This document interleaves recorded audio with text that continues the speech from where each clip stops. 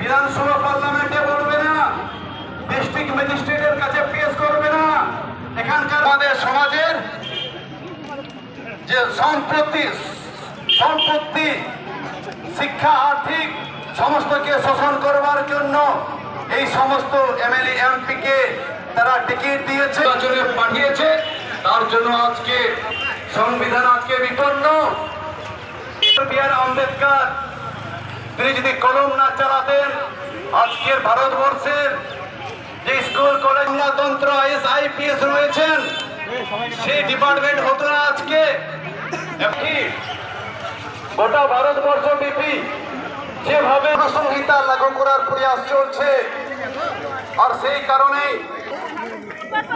আমরা যদি দেখি যে শিক্ষা ব্যবস্থা সে দুর্বল করে দাও কে বন্ধ হয়ে গেছে। মেরিট যে শব্দ, সেই মেরিট শব্দ আজকে বন্ধ হয়ে গেছে। আপনারা জানেন, যারা আপনারা বলেন যাদেরকে মেধা বলে আপনারা চেনেন, যারা স্কুল কলেজ ইউনিভার্সিটিতে ফার্স্ট ক্লাস পায়, স্টার পায়, আমরা তাদেরকে আমরা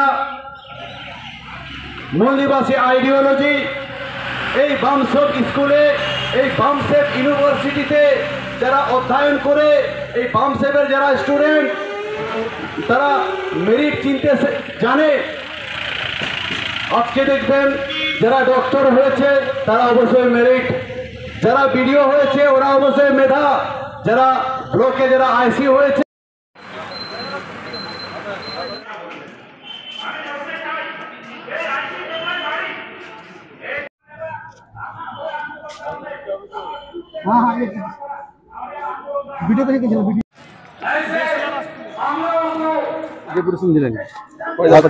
আজকে হচ্ছে আমাদের যে ডেপুটেশন, যে রাষ্ট্রীয় মৌলবাসী আদিবাসী মাঝি লমলের পক্ষ থেকে হচ্ছে, এবং বহুজন ক্রান্তি মোর্চার তত্ত্বাবধানে হচ্ছে, এবং আদিবাসী জমি রক্ষা কমিটির সমর্থনে হচ্ছে।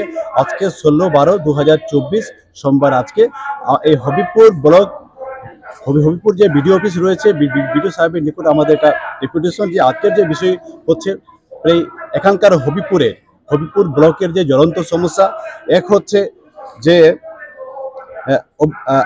আইহো গার্লস হাই স্কুল উচ্চতর বিদ্যালয়, সেখানে যে নবম, দশম, একাদশ, দ্বাদশ শ্রেণী যে হোস্টেল সেখানে রয়েছে, সেই হোস্টেল 6 মাস ধরে বন্ধ রয়েছে।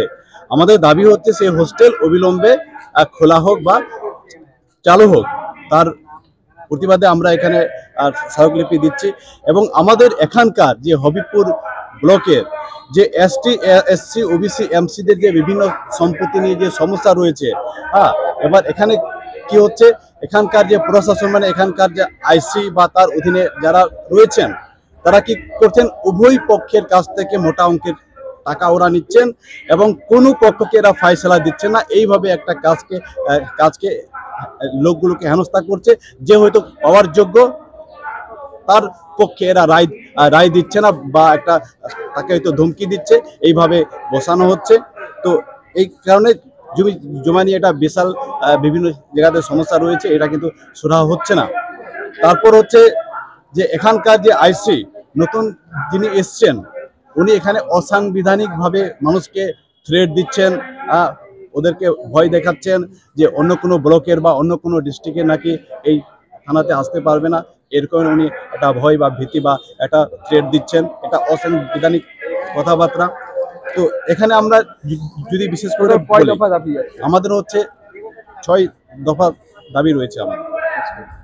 এরপরে আপনার ডেপুটেশন দিলেন?